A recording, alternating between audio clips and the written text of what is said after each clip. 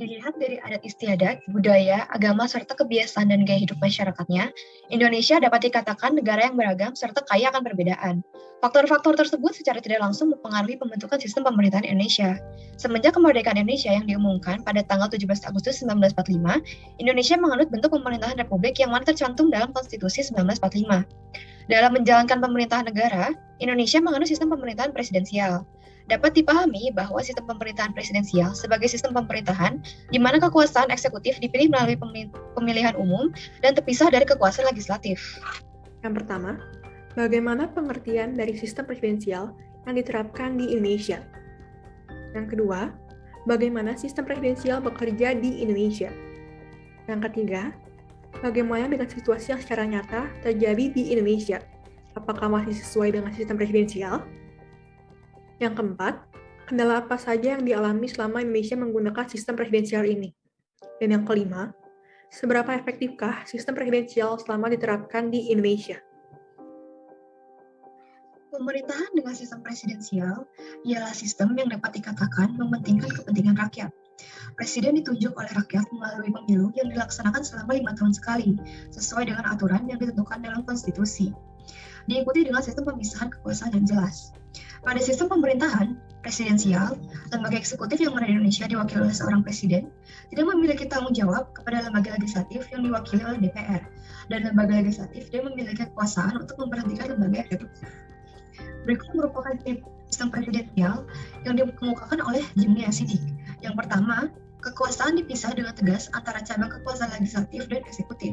Yang kedua, kekuasaan presiden tidak terbagi sehingga presiden merupakan eksekutif tunggal. Yang ketiga, presiden menjabat sebagai kepala negara sekaligus kepala pemerintahan.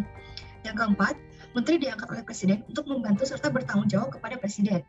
Yang kelima, jabatan eksekutif tidak boleh diduduki oleh anggota parlemen. Yang keenam, presiden tidak dapat memberhentikan juga memaksa parlemen. Yang ketujuh, pemerintah eksekutif bertanggung jawab pada konstitusi. Yang kedelapan, lembaga eksekutif bertanggung jawab langsung pada rakyat. Dan yang terakhir, kekuasaan tidak terpusat dan tersebar. Indonesia menganut sistem presidensial sebagai sistem pemerintahannya, di mana itu merupakan kebalikan dari sistem parlementer. Pada sistem parlementer, kekuasaan presiden berada di bawah parlemen. Sedangkan pada sistem presidensial, kekuasaan presiden sejajar atau setara dengan parlemen dan lembaga negara lainnya. Dari penjelasan tersebut dapat kita ketahui bahwa status presiden memiliki kedudukan yang lebih lemah di sistem parlementer. Sebelumnya, Indonesia juga pernah menganut sistem parlementer, namun tidak lama kemudian kembali lagi menjadi sistem presidensial. Pergeseran yang dialami Indonesia pada saat itu sedikit berbeda dengan negara lainnya, di mana seharusnya presiden yang awalnya memiliki kedudukan yang lemah pada sistem parlementer menjadi lebih kuat pada sistem presidensial. Di Indonesia kebalikannya, presiden yang awalnya sangat kuat pada sistem parlementer menjadi agak lemah di sistem presidensial. Hal tersebut terjadi karena terdapat ketidakkonsistenan antara fondasi sistem pemerintahan yang pada saat itu adalah parlementer, dengan bangunannya atau negara kita yang presidensial sesuai dengan Undang-Undang Dasar 1945 sebelum perubahan, sehingga ditafsirkan dengan salah dan menjelma menjadi otoritarianisme presiden. Kewenangan yang dimiliki presiden menjadi salah satu faktor yang memperkuat kedudukan presiden dalam sistem presidensial. Presiden berpotensi terjerumus dalam kesewenang-wenangan, seperti contohnya Presiden Soekarno, yang dengan alasan bahwa negara dalam keadaan bahaya, membuat dirinya menjadi presiden seumur hidup dan membubarkan badan konstituante. Pada pasal 22 ayat 1, menekankan dan menjelaskan bahwa presiden dapat menilai sendiri apakah negara berada dalam keadaan genting yang membuatnya dapat diterapkan suatu peraturan pemerintah sebagai pengganti undang-undang. Kedudukan menteri menjadi salah satu faktor penentu kesesuaian yang dianut dalam sistem presidensial. Dalam sistem ini, kedudukan, susunan, dan kelangsungan menteri sepenuhnya berada di tangan presiden. Presiden memiliki kewenangan untuk mengangkat dan memberhentikan menterinya. Hal ini membuktikan bahwa presiden memiliki legitimasi yang kuat. Konsekuensi dari legitimasi yang kuat yang dimiliki oleh presiden dapat menghadirkan posisi kuat presiden dalam sistem pemerintahan yang presidensial ini. Presiden dapat menjalankan dan mengendalikan pemerintahan sesuai dengan visi misi yang diemban melalui dukungan menteri yang benar-benar memiliki kemampuan sesuai dalam bidangnya. Penerapan sistem presidensial di Indonesia mulai membaik semenjak adanya amandemen konstitusi yang ketiga kali, di mana setelah adanya amandemen tersebut, membuat presiden dipilih langsung oleh rakyat dan tidak lagi memiliki tanggung jawab mandataris kepada MPR seperti sebelumnya.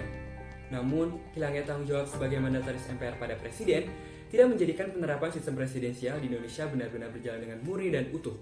Dalam kenyataannya, penerapan sistem presidensial di Indonesia diwarnai oleh unsur-unsur parlamentarisme sebagai berikut, seperti adanya sistem multipartai dalam pemilihan umum, lazim digunakannya koalisi sebagai kebutuhan mendasar politik, kewenangan yang luas pada legislatif atau DPR sebagai counterpart dari presiden.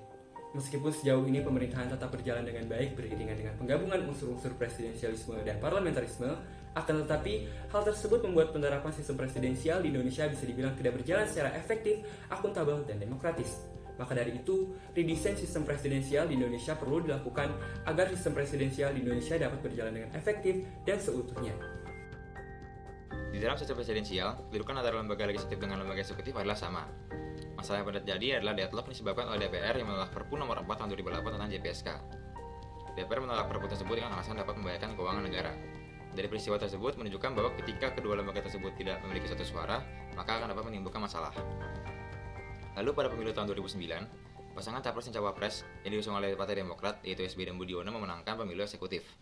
Namun pada saat itu Partai Demokrat hanya memiliki kursi sebanyak 26,4% di DPR. Akhirnya Partai Demokrat harus menjalankan koalisi dengan beberapa partai politik lainnya dengan tujuan agar parpol-parpol tersebut dapat membantu dan mendukung SBY dan Budiono dengan imbalan mendapatkan kursi di kabinet menteri. Koalisi tersebut dapat menjadi masalah ketika koalisi tersebut tidak lagi dapat memuaskan semua pihak yang ada. Kendala selanjutnya disebabkan oleh Amandemen UUD 1945. Amandemen UUD 1945 menyebabkan pengubahan sistem presidensial dari eksekutif heavy menjadi legislatif heavy. Keadaan tersebut membuat DPR menjadi lebih berperan di pemerintahan dibandingkan dengan presiden. Contoh masalah yang pernah terjadi adalah saat revisi kedua UU MD 3 tanpa adanya tanda tangan presiden. Sebenarnya hal tersebut telah diatur di dalam Pasal 73 ayat 2 Undang-Undang Nomor 12 Tahun 2011 tentang pembentukan peraturan perundang-undangan yang mengatakan bahwa jika RUU yang telah disepakati oleh DPR dan Presiden sebelumnya, namun tidak ditandatangani oleh Presiden selama 30 hari, maka RUU tersebut tetap sah. Namun peraturan tersebut membuat lembaga legislatif menjadi lebih kuat dibandingkan dengan lembaga eksekutif. Berbicara mengenai efektivitas dan stabilitas, hal ini dapat dilihat dalam sistem multipartai yang ada di Indonesia. Sistem presidensial yang ada di Indonesia dinilai masih sulit diwujudkan apabila sistem multipartai tersebut masih berlaku di negara ini. Masalah yang terjadi adalah tentang bagaimana hubungan presiden dan parlemen yang akan mempengaruhi efektivitas dari sistem presidensialisme.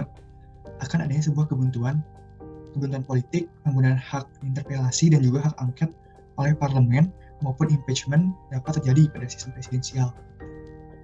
Menurut Mainwaring, terdapat beberapa faktor atau kesalahan sistem presidensial yang dikombinasikan dengan sistem multipartai ini. Yang pertama, adanya pemilihan presiden dan pemilihan kongres yang terpisah. Ada kemungkinan presiden terpilih menjadi presiden tanpa mayoritas di kongres. Faktor yang kedua menyangkut tentang personalitas presiden itu sendiri, membicarakan tentang kemampuan yang akan menjadi faktor penting bagi berlangsungnya sistem ini. Dalam situasi krisis ekonomi yang sulit saat ini, presiden menghadapi sebuah pekerjaan yang berat dan juga kompleks. Dan yang ketiga, yang menjadi faktor terakhir adalah faktor di mana sistem presidensial ini dan multipartai merupakan hal yang wajar dan lumrah ketika membentuk sebuah koalisi parpol untuk memenangkan pemilu. Koalisi parpol terjadi karena sulitnya memperoleh dukungan mayoritas di parlemen. Namun, isu efektivitas dan stabilitas pemerintah di Indonesia tidak hanya dipengaruhi oleh kepribadian presiden dan wakil presiden yang tadi sudah dibicarakan. Efektivitas dan stabilitas tersebut dipengaruhi juga oleh sistem pemerintahan dan sistem kepartaian yang berlaku saat ini. Sistem presidensial dan sistem multipartai dengan terlalu banyak partai merupakan faktor penting lainnya. Memasuki kesimpulan, kami menyimpulkan bahwa sistem pemerintahan merupakan aspek yang menarik dan juga penting ketika mempelajari sistem ketatanegaraan Indonesia. Pembagian sistem pemerintahan negara secara umum dibagi menjadi dua, yaitu presidensial dan juga parlementer. Dan di Indonesia sendiri menganut sistem pemerintahan presidensial. Akan tetapi dalam kenyataan teori dan praktiknya belum bisa berjalan dengan baik. Pemerintahan presiden di Indonesia akan tetap sulit dicapai selama sistem multipartai masih berlaku di negara ini. Perlu ada sebuah mekanisme atau tatanan yang menjadi fondasi yang mempunyai kekuatan hukum yang kuat untuk menjaga agar pemerintah presidensial ini dapat berjalan dengan efektif.